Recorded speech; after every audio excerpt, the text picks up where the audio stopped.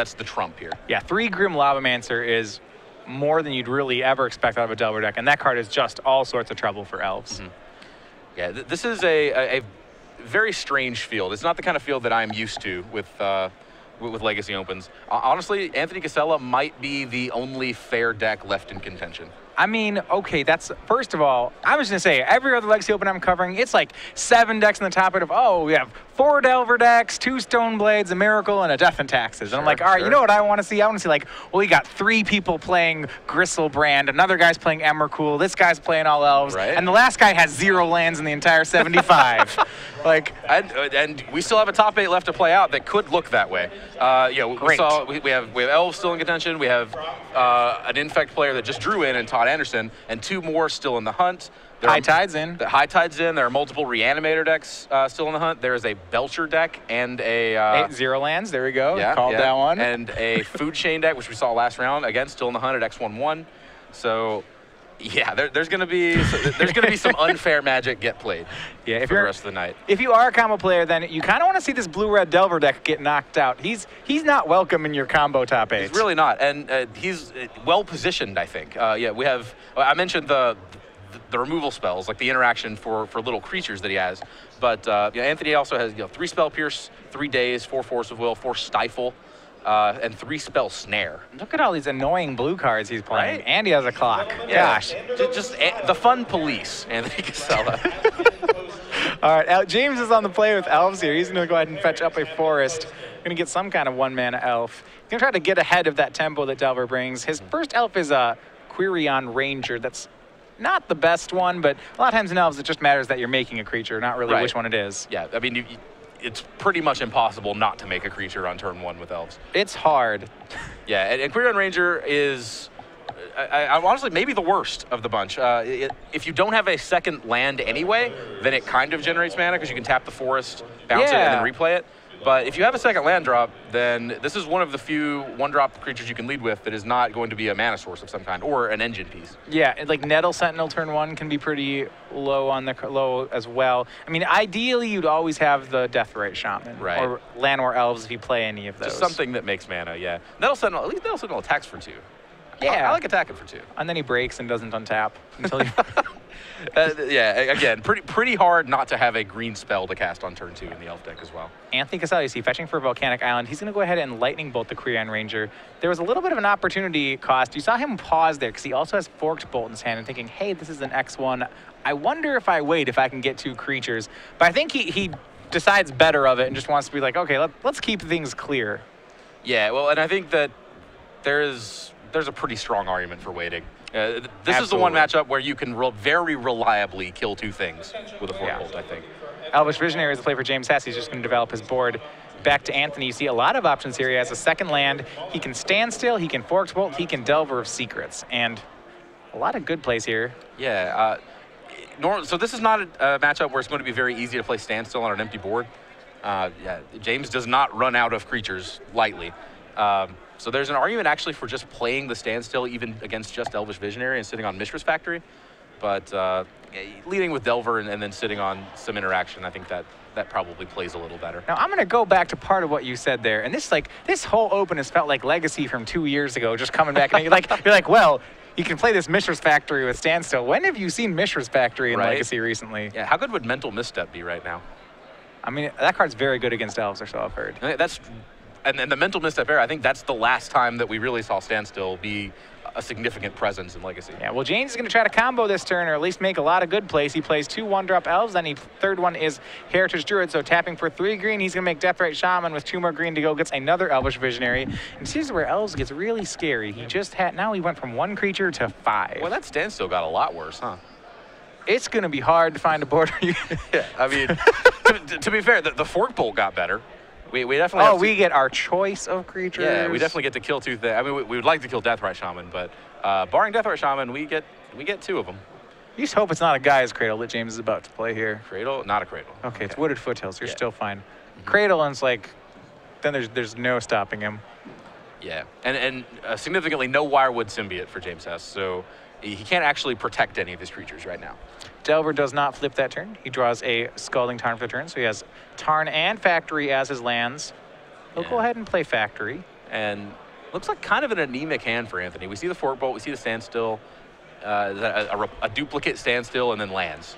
So this is the last of Anthony's interaction. There would be matchups where the 2x Standstill hand would be really good. If he was playing against, say, like the High Tide deck, double Standstill, great. Yeah, I'm game. Sure. Well, and I think it would have been fine here. Again, if he just plays Standstill and then sits on the Mishra's Factory, I think James doesn't have a choice but to play spells into that. And that's what he's going to try to do. He Forked Bolted away the 2 mana producing elves, and then he went ahead and cast Standstill here, tapping out for it. He does have Factory in play. He has an unflipped Delver, so it's not... He's not ahead on the board, but he's not behind either. It's probably safe. This is still going to work out, I think, for him. I think this is still a spot where James has to blow up the Standstill eventually. Yeah. Now James gets to add another creature there. From our bird's eye view, it's actually kind of hard to tell that that's a creature. That is the From the Vault Realms Dryad Arbor. It's awesome that they reprinted Dryad Arbor. I wish it didn't look so much like a forest. I would like to ban this card. not Dryad Arbor. Dryad Arbor's sweet. This art of I would Dryad like to Arbor. ban this art of Dryad Arbor. Yes, it causes a lot of trouble. For coverage, anyway. For players, too. Right, yeah. Like, it's nice that James is playing full art forests so that it's pretty clear to differentiate. That's fair, but, like, fair. when he's not, then this can get really annoying. So, Cradle comes down, tap for mana, so it looks like we are... Yeah, there we go. It's going to be Natural Order. You see he had some choices here. He also had, looks like he had a Glimpse of Nature in his hand. The big question is when you cast Crack into Standstill with your spells, does your spell get to resolve? You know, sometimes they draw a Force and blue card. And if it does, and it looks like it does, then... He's dead. He's dead, right. Yeah, this is... I haven't done the math, but I normally don't even bother at this stage. Off the cuff, this feels like a lot of damage. And Anthony's scooping up his cards. That Dryad Arbor turned into a Craterhoof Behemoth, and game 1 goes over to James Hess. Yeah, so didn't quite play out the way that Anthony would have wanted. Anthony got to interact. He bolted a thing. He Fork bolted 2 things, and then died. Yep. So, yeah, Elves is not a deck that you can interact with simply by shooting down some Elves. You've got to interact on the stack as well, or be very proactive, I think. Yeah, on the draw, I mean, it's interesting because Anthony, he had, like, I would say most of the tools that he'd want against the stack, right? He had his turn 1 hand had Delver, Lightning Bolt, Forked Bolt, and 2 lands in it. Like, he's not going to get too much better than that. Even if he had a Grim Lavamancer, I'm not sure he'd ever would have had time to activate that guy. I think he would have rather had Lavamancer than the Delver there. I mean, yeah, he did actually, yeah. He had a mana up at one point. And I think he just gets to kind of ease back a little. Yeah, I mean, I guess he would like to have like Force plus blue card there. If he had forced the Natural Order, he was probably going to get the game. Right. You know, he'd gotten 3 cards off Standstill, would have played another one, sat back, developed his board. It would have been fine. But it does show some of the strength of Elves here that James Hess was able to get that game. Yeah, absolutely. Like you're right. He had the tools that he had were effective in the matchup. I think he just simply didn't have enough of them. All right, now when we go to sideboard here, I don't know if you got to see James Hess when he played in Elf Mirror, but the card we were all abuzz about in his sideboard is Elder Scale Worm. And I'm going to go ahead and say this is another Elder Scale Worm matchup. If you get this guy in play, I don't know how well Blue-Red Delver can deal with this guy. I'm not positive on the actual wording of Elder Scale Worm. Does Stifle do anything against it? No. No. Okay. It's like, so what it does is that Elder Scale Worm, when it enters the battlefield, if you're below 7, you go to 7. Okay. So if you're at 7, nothing happens. Sure. So it heals you up to 7, and then it kind of creates this wall. Okay. Well, no, you actually could stifle the enters the battlefield trigger if you're already below 7. And if you do that, then he's going to do nothing. Right. But if you can't, okay, so that's actually a fair point. Yeah. But outside of that, then there's a static ability that says, if you're going to go to below 7 due to damage, you go to 7. And at this point, it works like worship, so you can't stifle that. So yeah, absolutely. If Elder Scale Worm enters the battlefield, the game pretty much ends. Does Anthony Casella have submerges in his sideboard? That would be right. That would be an answer for it. I don't see any. No, he has 2 Grafdigger's Cage, which he'll want to go to those anyway, but those help him keep the Elder Scale Worm from entering play through any means other than simply casting it from his hand.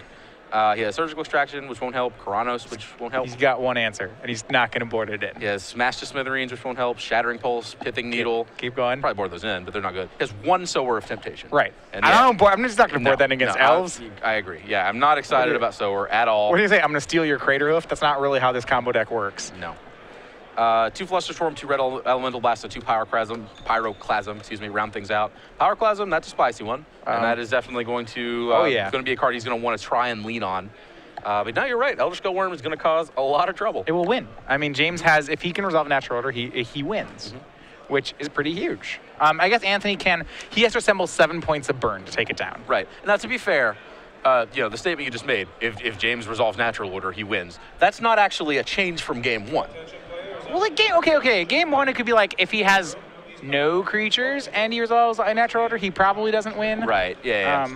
Granted, he also has Progenitus in his sideboard, so maybe it just goes to Progenitus instead of Elder Scale Worm. Either one. I guess like the idea is Elder Scale Worm you can just cradle into, and Progenitus you have to natural order. So yeah, I think Elder Scale Worm probably the better of the two. He may board in both just because he wants to avoid accidentally drawing one. Yeah, absolutely. But again, he still has the Crater of Behemoths. Those, in most cases, are going to be good enough. Yeah. So, and the trick is, like, he still has to resolve natural order. We didn't see Anthony put up a fight on the stack in game 1. But he's certainly well equipped to do that. He has access to Spell Pierce, Daze, and Force of Will. Now, those taxing counter spells, it's weird because they're not bad against elves exactly. But well, they have a limited, they have like a lifespan on them. If they're good only early in the game, then they start doing nothing. Sure, and again, that's true in a lot of situations and in a lot of matchups, but it's especially true against elves. You don't get to pick your spots against Daze, or with Daze against elves. You usually just Daze the first thing you can Daze. You Daze their 1-drop, whatever it happens to be. Because after that, I mean, a lot of decks, they go, okay, 1 mana to 2 to 3 to 4, and elves is like 1 to 3 to 10 to you're just like, okay. Once they get to 10, like your Daze looks pretty bad. Yeah, especially with if you do not have a Cradle draw, then maybe you're kind of still playing fairish mana-wise. But Cradle in particular Daze it made it not even be a card you want on the draw. Now Anthony's on the play, so I think he still is going to have them. But yeah, again, natural order is of course if natural order resolves, it probably wins the game. Anthony's going to try and keep that from happening. And even with Daze being not that great of a card, like you probably can't board it out in this matchup, even when you're on the draw, just because it is interactive and you need to, like when the Elves draws are fast, the deck's pretty scary. We did see last time from when James was on camera against Bedsoul, he seems to be quite the veteran with this Elf deck as well. I was very impressed with his play the first time around. Yeah.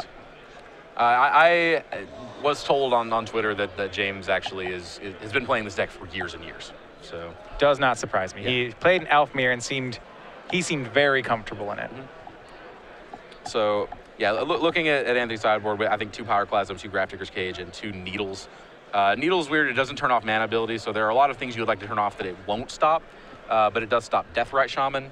Yep, not actually a mana ability. Even Deathrite Shaman's mana-making ability is not technically a mana ability because it does something else. It turns off Wirewood Symbiote. It has the word target in it, yeah. Yeah, it turns off Quirion Ranger. So, yeah, enough utility that I think it's still worth bringing in. It does not stop Heritage Druid or Birchlaw Rangers. So James, after some deliberation, going to send it back. Now, we talked about Elder Scale Worm. That's plan A, I think, for James at this point. What else? Is there anything else you think that might...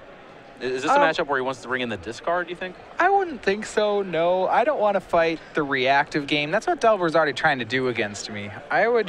Your plan A is pretty good. We saw, even though Anthony has a lot of removal, that James can just overwhelm it. When he went... Last time, he had a turn 2 Visionary, and then turn 3 made 4 creatures. And yeah, it's really annoying that Anthony has Pyroclasm, and it might even make you a little bit of an underdog post-board, but I still think you're... force Anthony to have Pyroclasm now, force him to have Kill Spell now. That's what I still want to be doing. Okay. And then the one other card in his sideboard that actually draws my attention is Scavenging Ooze. Yeah, Scavenging Ooze seems actually fine. The blue-red Delver deck in particular does not have any ways to deal with a 5/5. Sure. Now, this particular build does have 2 Dismembers, which is not standard. The other thing it doesn't have, which is also not standard, because most lists do have, is Snapcaster Mage. So... given the information that James has to work with, Ooze might actually look a little better than it is. Yeah. But, this deck can make a lot of mana very quickly, so I think that being able to just completely turn off Grim Lavamancer the turn that Ooze enters play, that's helpful. I am interested that he's playing True Name Nemesis in this build. He doesn't have any equipment or any way to suit it up. He's just playing it as 3/1. Right. Just kind of like a Sulfuric Vortex U. effect. Yeah. Latch Seeker. Trainer is a good card. No, he's a good card. He's fine. Play your good cards, right? He's a burn spell. Yeah. All right, we're underway. Anthony Casella, turn 1 on the play, has a Delver. It's exactly where we want to be on the blue-red side of things. Hess will match it with his own 1-drop. His happens to be a Nettle Sentinel. We'll pass back to Casella. There was no days there. See if Delver flips. He can start switching from offense to defense. And takes a peek. It's not. Nope. Yeah, it's not. It'd be great. What if it was? You know, just wait. Nah, yeah. Ponder. What do you know? Flip him. I don't want you to know about this one. I'll take it. Tuck it away. Yeah, as we mentioned in game 1, Nettle Sentinel, of all the 1-drops for James Hess, you know, I kind of jokingly said, like, well, it's not that bad because you get to attack for 2. Attacking sweet. But I would just attack here if he wants to trade both his 1/1s for that Nettle Sentinel. I'm thrilled. Yeah, absolutely. I mean, I think he gets in his 2 damage, but the big problem is it does not actually make mana on its own. No, it may with this Heritage Druid. And we might see how much play he has here. So Anthony just kept a 1-lander. He did have draw Grim Lavamancer. And now he's going to go for Heritage Druid. And he played the Gaia's Cradle first before playing Heritage Druid. And I think that was enough to put Anthony in, like, to raise some red flags here. Like, I don't want my opponent on turn 2 to have Gaia's Cradle and Heritage Druid Nettle Sentinel. That is way too close to me dying. Now, having said that, yeah, the Cradle, I think it is just kind of your stock. Like, just go, strong mechanics. You're going to play the Cradle before you cast your spell to get around days, I think, there.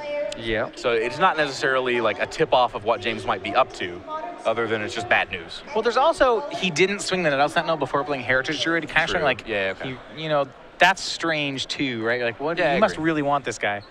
Anthony, he does draw a spell to flip his Delver here. Not a land. Took a peek at a Brainstorm, so that's going to let that Insectile Aberration come out to play.